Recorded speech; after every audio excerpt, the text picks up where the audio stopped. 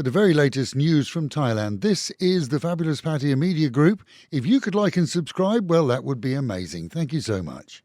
The British woman charged with murdering her partner at a luxury villa to the east of Pattaya has now been formally identified as his 20-year-old girlfriend, Isabel Violette Carreras. Her partner, Thomas David Powell, was found dead after friends raised the alarm and called police to the property. Mr. Powell, who reportedly operated a cannabis-growing business, had suffered multiple stab wounds. Neighbours have since told investigators the couple were known for frequent and often loud arguments. A friend who went to check on them made the grim discovery, finding Carreras sitting calmly on a sofa while Mr. Powell's body lay in the shower, partially covered by a towel. She initially claimed he had taken his own life. However, investigators say that explanation quickly fell apart. Police recovered a 20-inch hunting knife that had apparently been washed and left in a sink, while many of the victim's wounds were to his back, circumstances that, as one officer reportedly remarked, even local police weren't sold on. During questioning, Carreras told officers her boyfriend had become heavily involved with cannabis, describing him as really into grass recently, and claimed he had been taking 6 strips of Valium each day. Officers also noted that she herself appeared heavily under the influence at the time of her arrest. She has now been formally charged with murder, but continues to deny the allegation. Police believe the killing took place shortly after 4 o'clock in the morning, yet no emergency services were contacted until around 9:30, when Carreras made a WhatsApp call to a friend in England saying that a murder had taken place and her boyfriend was dead inside the villa. In the case of the Thai Airways flight attendant arrested in Australia with heroin concealed in her luggage, investigators on both sides of the globe are continuing to piece together the supply chain.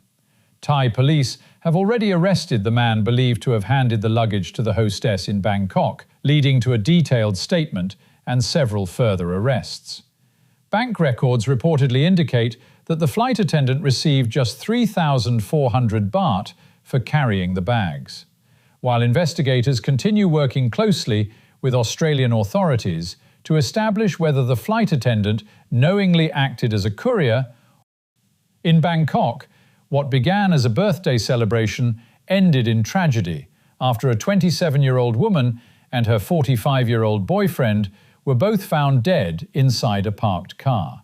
The couple had reportedly spent several hours inside the vehicle before local residents eventually discovered them partially clothed and beyond help. Neither showed obvious signs of physical injury, although both were found with foam around their mouths. Forensic investigators are now examining the vehicle, which had been converted to run on LPG, amid suspicions that exhaust fumes or a gas leak may have caused carbon monoxide poisoning. The criminal court has sentenced 4 obstetricians and 4 brokers to lengthy prison terms after uncovering a transnational commercial surrogacy network that deliberately circumvented Thai law. The investigation dates back around 5 years, when anti-human trafficking officers dismantled a network allegedly financed by a Chinese national. Thai women were reportedly recruited to become surrogate mothers or sell their eggs in return for payments of between 400,000 and 460,000 baht, before travelling to neighbouring countries where the procedures were carried out. The court ruled that the doctors breached Thai law and violated medical ethics, yet deliberately moved operations overseas to avoid prosecution. Authorities across Chonburi have officially launched Operation 90 Days strategic plan to eradicate drugs, beginning what they describe as an intensive 3-month campaign against narcotics and associated crime. Police say the ambitious aim is nothing less than eliminating illegal drugs from Pattaya and Chonburi. Following the official launch, officers, accompanied by government inspectors, immediately began visiting bars and entertainment venues throughout the city. Several arrests have already been made, amid reports that officers also discovered underage girls, allegedly working in some of Pattaya's more questionable nightlife venues. Authorities say inspections will continue throughout the coming months and promise there will be more than a few surprises ahead for both offenders and perhaps members of the press and public.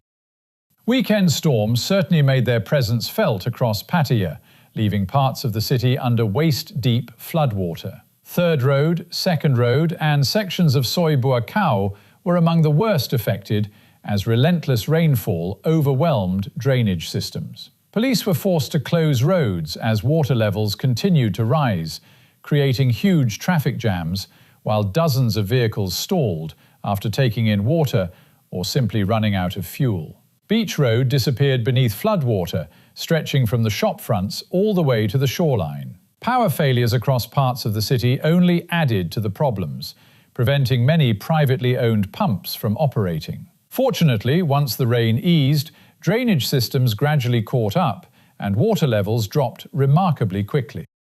Australian national Simon Carman, who has been charged with murdering a 17-year-old prostitute in Pattaya, has now given investigators a detailed account of his movements after her death. Police say around 17 hours passed between the killing and the moment he disposed of her body inside a suitcase beside Railway Road. According to investigators, Carman admitted spending the remainder of the night sleeping while the teenager's body remained in his condominium bathroom.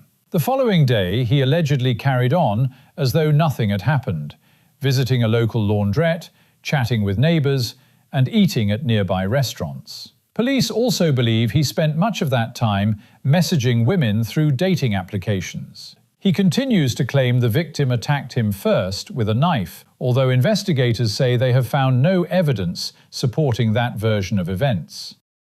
Police also dealt with rather more immediate chaos after a Chinese driver, reportedly well over the legal alcohol limit, crashed into several vehicles at the junction of Sukhumvit Road and South Pattaya Road. Both the driver and his passenger became involved in heated confrontations with photographers and bystanders after the collision. The driver refused a breath test, forcing officers to intervene and escort both men to Pattaya police station before tempers boiled over further.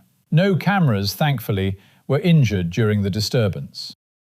And some welcome news for homeowners considering solar energy. The Provincial Electricity Authority has opened applications for its 2026 programme, allowing householders to sell surplus electricity back to the national grid.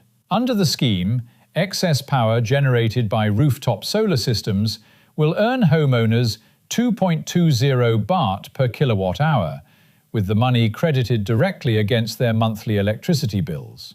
Officials say the arrangement can significantly reduce household energy costs, and for many, may even offset much of the additional expense of installing battery storage. The scheme applies only to owner-occupied residential properties. Applicants must be the registered electricity account holder, meaning tenants are not eligible. Ground-mounted solar systems are also excluded, with installations required to be located on rooftops or other parts of the residential building.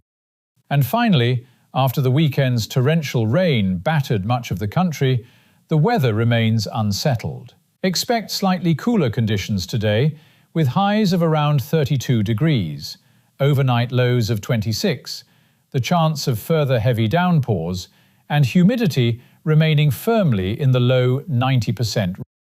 Local and national news today from Fabulous Pattaya Media Group. And to get a notification every time we release another bulletin or programme, like and subscribe to our channel, Fabulous Pattaya Media Group, by using the link below.